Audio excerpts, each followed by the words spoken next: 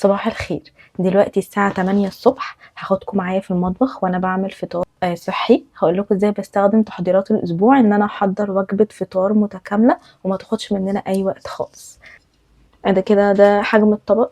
مصدر النشويات بتاعتي هاخد ربع رغيف اللي هو بلدي، هقصه كده بالشكل ده واحطه في الطبق كده هنا كده، بحس ان انا استخدمه كدب، يعني معملوش ساندوتش، احس ان الطبق يكون مليان حاجات كتير كده. جزء النشويات في الطبق خلص. انا هعمل بيض بالمشروم، بحبها جدا كخضار. هي المشروم مع البيض، الاومليت الصبح بتبقى بجد خطيره. مشروم مش بيتغسل، انا بقشره، يعني الطبقه دي بقشرها كده لحد ما تبقى شكلها كده. هكمل الكميه واجيلكم. بعدين هبدا اقطع المشروم بتاعي كده. الكميه كلها جهزت. اي طاسه يعني.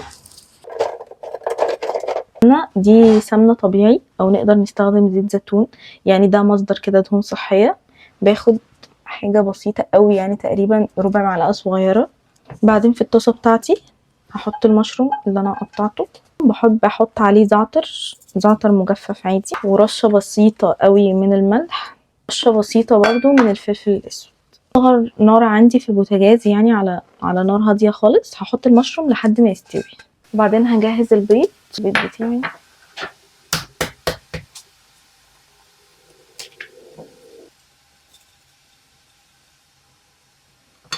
شوكه واضرب بقى البيض. وصل كده.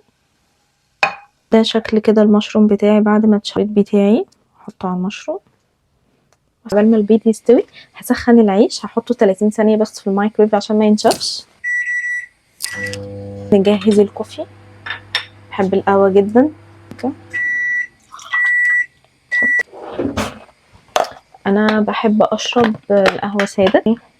اخد كده معلقه، كمان معلقه، واقلب كده على اهدى نار في البوتاجاز لحد ما اخلص باقي الفطار. اهم حاجه في الطبق وهو الخضار. الاسبوع انا بقطع ده خيار عشان يسهل ان انا اكل خضار كده، ما اقطعش خضار الصبح، احط شويه كده. طبعا الخيار يعني بيفضل فريش لما نقطعه يومين بس بالكتير، يومين 3. بقى الجزر بحطه في ميه في علبه في التلاجة، بيقعد معايا لحد اسبوع بجد. يعني بصوا ده يعني من زمان، يعني هو اصلا خلاص خلص، فبجد بيبقى كريسبي جدا. يعني السلطه بحط شويه بنجر عشان اكل خضار اكتر. بسلق البنجر وبحطه في ميه زي ما شاركت طريقته معاكم قبل كده.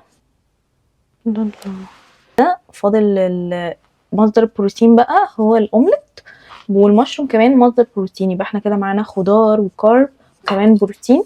البيض بتاعي بعد ما استوى، لو عايزين نزود كمان ممكن نحط جبنه قريش كمصدر يعني للبروتين اكتر. احطه كده في الطبق.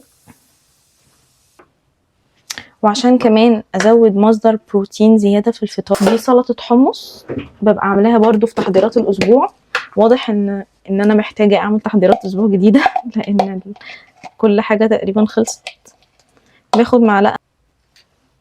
ممكن كمان على سلطه الحمص احط كده رشه من حبه البركه، وتدي شكل وريحه وبتبقى جميله يعني. بصوا ده كده شكل الطبق بتاعي.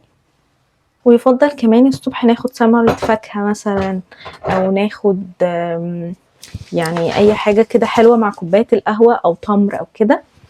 انا بحب اخد حاجة حلوة صحية من اللي انا ببقى محضراها. دي اكواب السنيكرز، بجد بيبقى فيها زبدة فول سوداني، يعني دهون صحية وشوكولاتة دارك، بترفع كده هرمون السعادة. باخد منها كده واحدة، باخد منها واحدة كده مع كوباية القهوة، بتبقى جميلة. واخر حاجة طبعا اللي ما نعرفش نفطر من غيرها وهي الكوفي. جهزت كده، يبقى صباح الخير جدا.